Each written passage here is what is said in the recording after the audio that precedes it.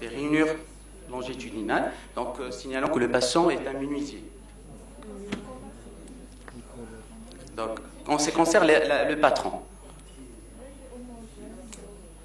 c'est homogène, c'est un brin, comme il est, clair. Donc, concernant l'ensemble des doigts, un autre aspect, vous voyez à ce niveau, c'est quoi? C'est une onycholyse post-traumatique. Vous voyez, la zone de clivage, elle est linéaire, qui l'a différencié de l'onycholyse mycosique, qui est un aspect dentelé. D'accord? Et c'est un patron qui est brun clair, qui est régulier. Devant ce tableau, donc, on a évoqué une pigmentation ethnique. Donc, dans la littérature, vous allez voir que la pigmentation la plus prédominante, aussi bien dans les pigmentations médicamenteuses et aussi bien les pigmentations ethniques, c'est un aspect, un patron qui est gris avec les lignes qui sont fines et grises. Donc, dans notre contexte, dans notre pratique, on voit beaucoup plus un patron qui est brun clair, typique, régulier.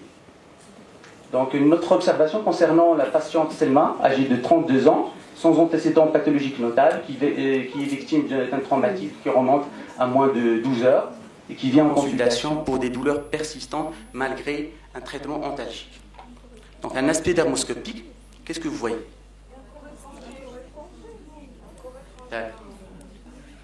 Qu'est-ce que vous voyez à ce niveau? Oui, les spots hémorragiques. Il y a également une petite effraction de la tablette, un fort grossissement. Donc, vous voyez le corps qui est brillant à la lumière polarisée. Donc, la patiente est soulagée après l'extraction de ce corps étranger. Donc, le dernier cas, concernant la patiente Fatiha âgée de 45 ans, donc hospitalisée au service de dermatologie pour une sclérodermie systémique, chez qui donc, on a réalisé une dermoscopie péringuale. Actuellement, la dermoscopie péringuale, elle a remplacé la capillaroscopie. Donc, en matière de maladies système. Parce que nous n'avons pas de capillaroscope. Qu'est-ce que vous voyez? D'accord? Donc, le patron le plus fréquent, c'est une vascularisation. Donc, quelle est la forme de cette vascularisation? On épingle à cheveux. Normalement, la répartition doit être homogène au niveau de l'ensemble du repli. Et il faut voir que il fallait voir 30 capillaires par 5 mm. Donc, qu'est-ce que vous constatez ici? Donc, des zones qu'on appelle les zones avasculaires. Il y a d'autres éléments à ce niveau. D'accord? Des hémorragies punctiformes. Donc, au nombre de plus de 3. Également, vous voyez ici que le diamètre de ce vaisseau est beaucoup plus important que les vaisseaux avoisinants. Donc, ce sont des mégacapillaires. D'accord? L'ensemble de ces trois, des zones avasculaires, des hématomes punctiformes et des mégacapillaires, ça définit le patron sclérodermique. Et je vous remercie de votre attention.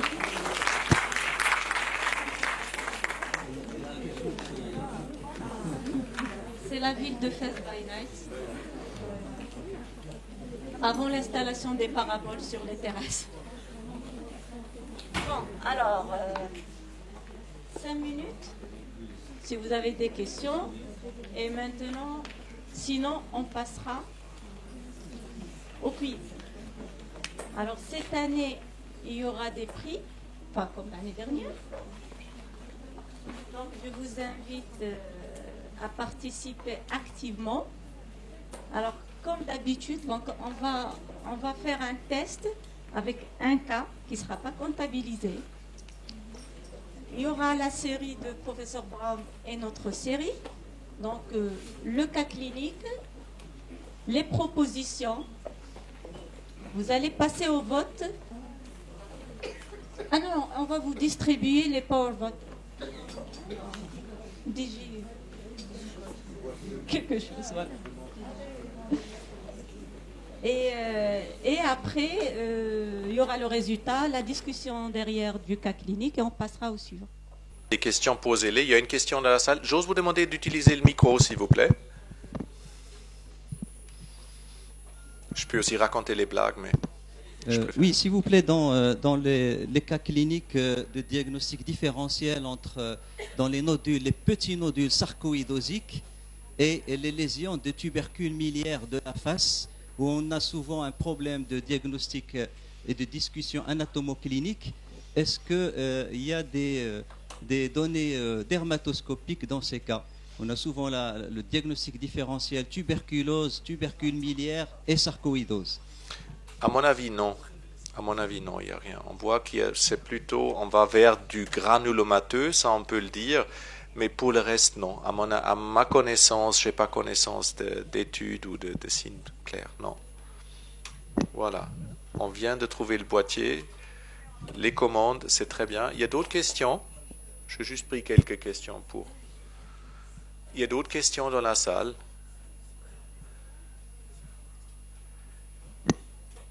Parfait. Donc, la question était, est-ce que la dermoscopie va submerger l'anatomopathologie? Non, la réponse est non. C'est comme je pense, c'est très très complémentaire.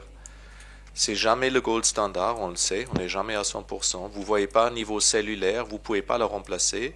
Par contre, vous pouvez très très bien guider vos biopsies, choisir les situations où vous faites une biopsie, et après c'est toujours le pathologiste qui donne une réponse. La question se pose souvent, est-ce que on vit dans l'âge où il y a la médecine basée sur des évidences? La pathologie est la référence. Donnez-moi un exemple où une référence a été, je dirais, complètement dépassée par une nouvelle méthode. Imaginons-nous, nous avons une nouvelle méthode, pas la dermoscopie, mais autre chose, qui sera supérieure à la pathologie, un test moléculaire, je ne sais pas. Dans un âge de médecine basée sur des évidences, c'est quasiment impossible de dire, voilà, j'ai maintenant quelque chose de meilleur que la référence, car vous allez toujours mesurer cette référence ou de la nouvelle méthode à cette référence. Même si cette référence a tort, biologiquement tort, vous ne pouvez pas faire mieux. C'est très très difficile. Et ça, c'est le problème des gens, parce que maintenant, il y a des gens qui font quelque chose de très intelligent, ils font une sorte de tape stripping. Ils enlèvent la couche cornée. D'accord? Ce prélèvement, ils font vraiment de la biologie moléculaire dessus, et ils ont des cellules, ils ont pas mal d'informations au niveau moléculaire. Et ils disent qu'ils sont plus précis que la pathologie, mais simplement comment vous validez ce type de test. Parce que vous pouvez toujours dire, oui, mais histologiquement, ce n'est pas un mélanome, qui a raison, qui a tort. C'est simplement biologiquement, dans 20 ans, si le patient n'a pas de métastase, vous savez que c'est peut-être un ou l'autre qui avait raison. Alors c'est très très difficile de changer un gold standard. Et s'il y a quelqu'un qui va la changer, ce n'est pas la dermoscopie, mais c'est une aide très importante, qui ne remplace pas le bon sens clinique. Alors maintenant, il y a en plus les anatomopathologiste, qui se sont mis à la dermoscopie sur les pièces de biopsie ou les pièces d'exérèse. Donc les dermato-anapathes, ils font la dermoscopie sur la pièce et ils orientent leur coupe pour améliorer leur réponse. Il y a les pédiatres. Bon, les dermatopédiatres, ça va de soi, mais les pédiatres qui se sont mis aussi à la dermoscopie, donc de plus en plus. Mais bien sûr, même on dira la microscopie confocale qui donne une image beaucoup plus. Mais elle reste toujours le gold standard, c'est l'anapath. Donc, vous êtes prêts?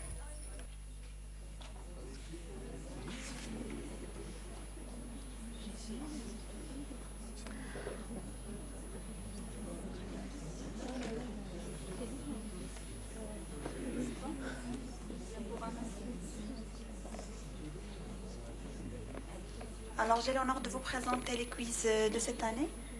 Donc, pour la première observation, c'est un enfant de 4 ans qui présente depuis la première année de sa vie cette lésion pigmentée au niveau de la face dorsale de la main. Alors, l'examen dermoscopique. Okay. On vous donne un moment pour réfléchir et après on vous donne les propositions. Donc, tu passes. Alors, quel est votre diagnostic? Un névus dermique, un névus jonctionnel, un névus de Spitz, un mélanome ou bien un névus bleu? On vote? Oui. On peut avoir une seule réponse ou plus?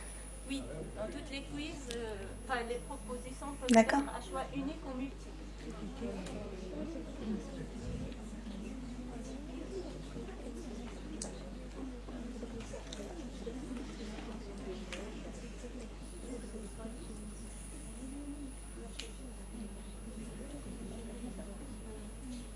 Bien, donc 5 personnes qui n'ont pas voté. c'est pas grave, c'est bien. Allez.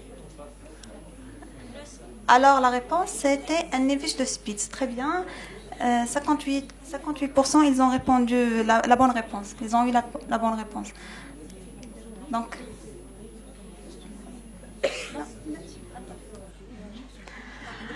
alors, c'est un névus de Spitz. On voit ici un réseau. Et en périphérie, on voit des stries. Donc ici, avec des petits points en périphérie de la lésion. Et là, c'est un pseudopode qui sont répartis d'une manière circonférentielle sur toute la lésion. Donc c'est un névus de Spitz. La deuxième observation. Là, c'est un patient de 45 ans sans antécédent pathologique qui présente depuis 3 mois cette lésion pigmentée au niveau de l'angle du pouce. Alors l'examen dermoscopique.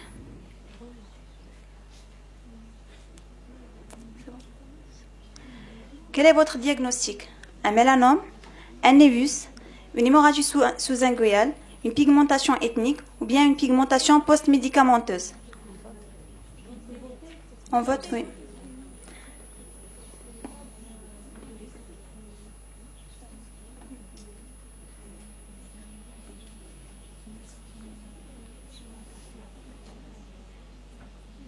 Et la rapidité, ça compte. Si on a des ex-aequo.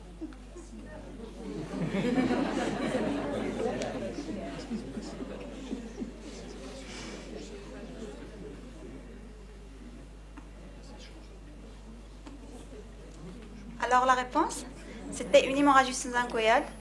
89% ont eu la bonne réponse. Oui. Voilà, on trouve ici les spots, ici les stries qui sont filiformes en distal. Donc, la troisième observation. Là, c'est un patient de 75 ans qui était hospitalisé dans notre formation pour un carcinome épidermique du cœur chevelu. À l'examen, on a trouvé 7 lésions pigmentées au niveau de la racine du nez, dont l'histoire remonte à 6 ans. Alors, l'examen dermoscopique.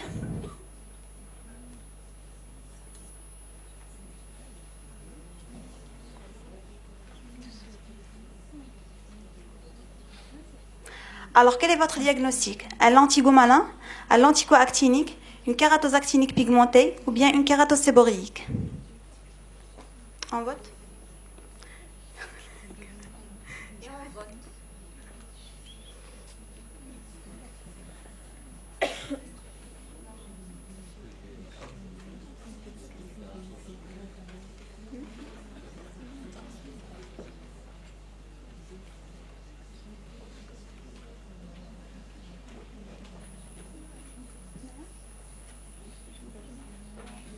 Il y en a quelqu'un qui ne vote pas? On n'arrive pas à 100%. C'est pas grave.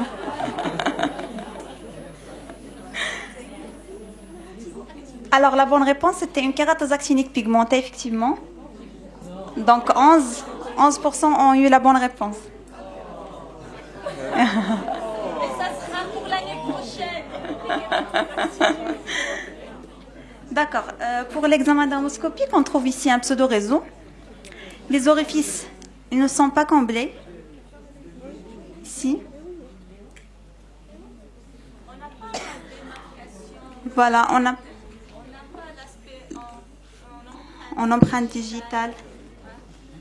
Donc, c'est une kératose actinique pigmentée.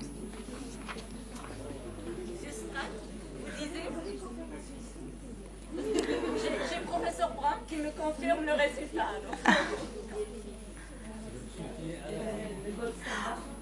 En fait, j'ai oublié de vous dire qu'à l'examen clinique, c'était légèrement rugueux. Si vous nous disiez tout.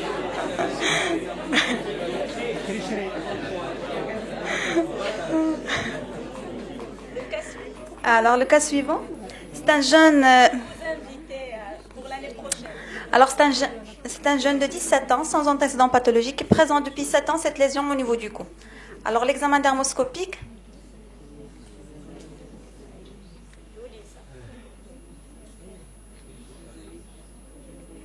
Alors, quel est votre diagnostic? Une kératocéboréique, un névus dermique, un mélanome ou bien un fibrome? On vote?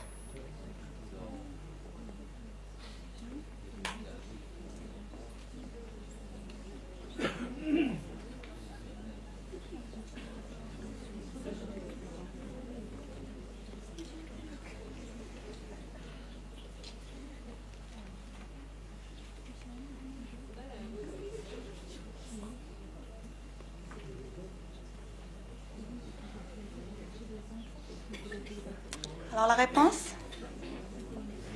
Vous êtes fort. Donc c'est un névus dermique. On voit ici la présence de globules qui sont un peu de grande taille. On appelle les pavés. C'est un patron pavimenteux, donc c'est un névus. Donc le cas suivant. Donc c'est un patient de 75 ans, hospitalisé dans notre formation pour une pemphigoïde cicatricielle. Et chez qui l'examen a trouvé cette lésion au niveau du dos, qui remonte à 10 ans. Donc l'examen dermoscopique. Bon. Alors quel est votre diagnostic? Un névus jonctionnel, une kératocéboréique, un carcinome basocellulaire, un mélanome ou bien une maladie de Bowen?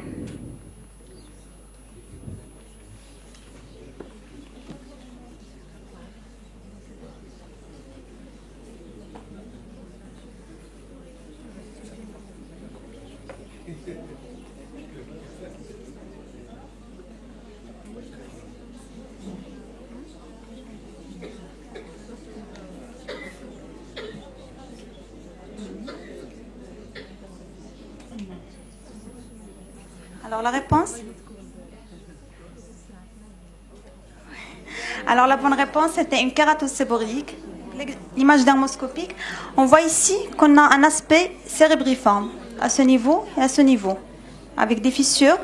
Et là on a un aspect mordillé. Donc là c'est un contagion qui est superficiel de la kératocéboréique et là c'est un contagion un peu profond. Donc on passe. Alors la sixième observation, c'est un sujet de 40 ans qui présente depuis 4 mois cette lésion au niveau du tronc.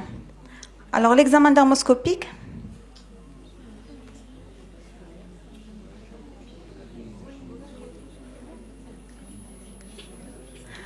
Alors quels sont les critères dermoscopiques orientant au diagnostic? Une vascularisation polymorphe, un aspect cérébriforme, un patron saculaire, des lagunes ou bien des nids ovoïdes?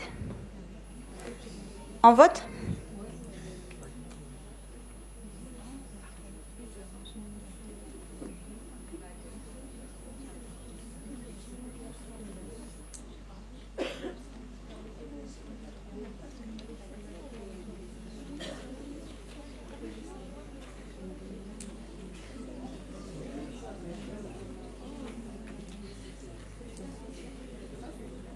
J'ai oublié un mamelon surlunaire. Alors la réponse? Voilà, la bonne réponse c'était la présence d'un patron saculaire et des lagunes. Oui. On a déjà dit au début qu'on peut avoir des choix multiples. Donc l'image dermoscopique, on voit ici la présence de lagunes qui sont des globules de grande taille remplis de sang et qui constituent un patron saculaire. Entre les lagunes, on a ces lignes-là, comme les travées de chemin de fer, qui séparent, qui s'entrecroisent entre les lagunes. C'est caractéristique du granulome pyogénique.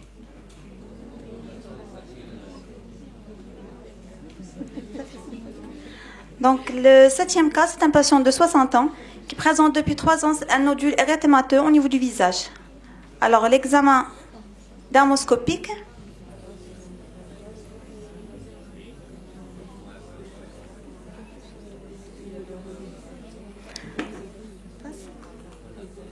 Alors, quel est votre diagnostic? Un mélanome achromique, une leishmaniose, un acanthomme à cellules claires ou bien un carcinome basocellulaire? Combien de temps qu'il a ça? Ça fait 7 ans. 7 ans. Oui.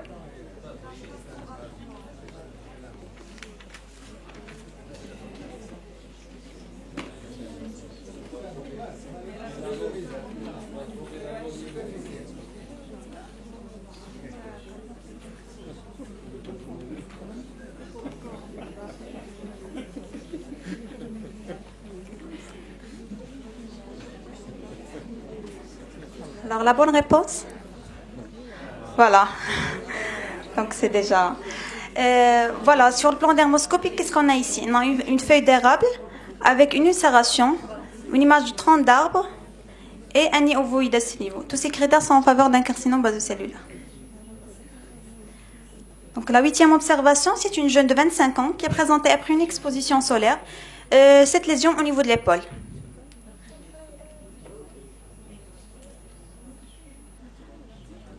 Alors, sur le plan dermoscopique,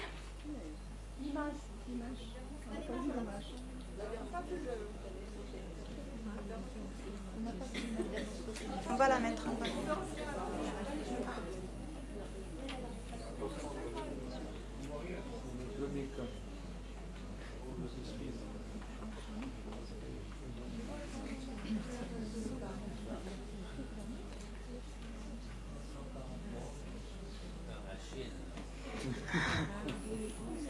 C'est bon. Alors, l'examen dermoscopique.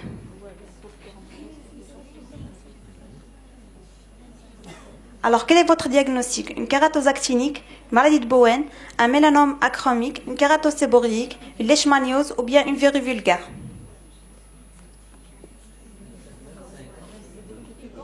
« 25 ans. Il l'a remarqué après une exposition solaire.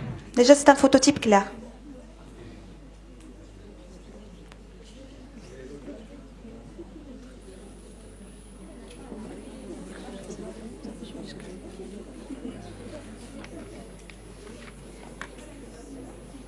Alors, la réponse? Voilà, c'est une kératose séborrhéique. 14% ont eu la réponse. Alors, sur le plan dermoscopique, qu'est-ce qu'on a ici? On a des fissures, un aspect cérébriforme sur toute la lésion. Et là, on a une vascularisation qui s'insinue entre les fissures, mais on a toujours cet aspect blanchâtre qui entoure la vascularisation. C'est en faveur des tumeurs kératinisantes. Toujours l'aspect blanchâtre. On le voit dans les kératoses séborrhéiques irritées. Surtout, c'est un phototype qui est clair. 25 ans, oui. C'est selon la patiente, il l'a remarqué après l'exposition solaire. Donc, c'est pour cela qu'il a consulté par la suite. Oui, oui, c'est confirmé. C'est confirmé. Oui, biopsie exarès. On a... Donc, la 9e observation, c'est un patient de 70 ans, sans antécédent pathologique, qui présente depuis 5 ans cette lésion au niveau de la racine du nez. Donc, l'examen dermoscopique.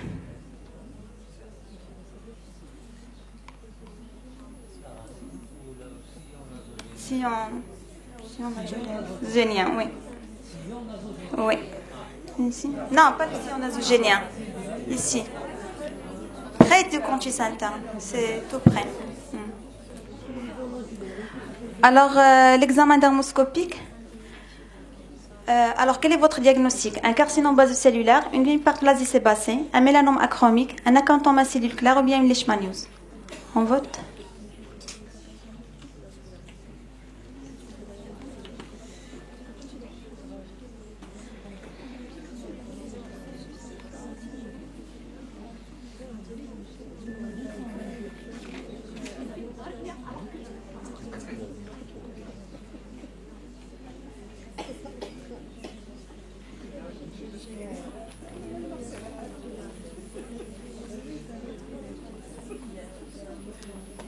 Alors la réponse?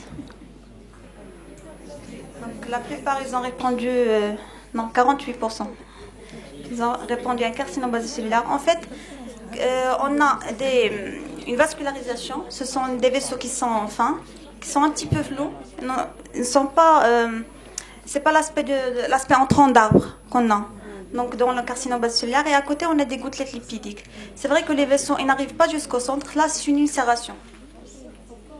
C'est pour cela qu'on a cet aspect. Donc c'est une hyperplasie sébacée. Ouais. Alors le dernier cas, c'est un patient de 56 ans qui, sans antécédent pathologique qui a consulté pour cette tumeur qui est apparue il y a un an.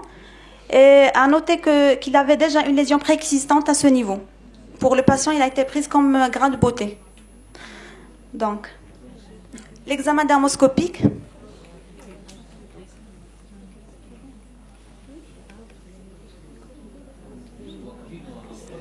Je vous invite à bien interpréter cette lésion.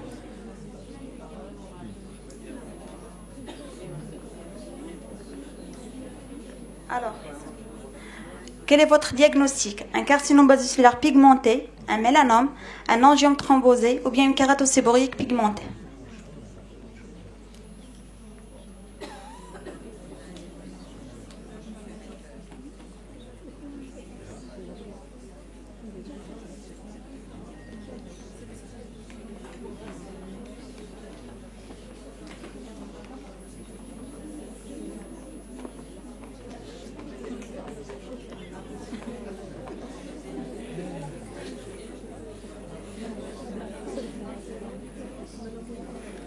Alors la réponse? Oui, effectivement, c'est un carcinome basiculaire pigmenté. Nous aussi, on avait interprété comme mélanome. C'est juste pour montrer la difficulté des phototypes foncés. D'ailleurs, ici, on trouve une pigmentation qui est diffuse. Ce qui est blanc, c'est une lésion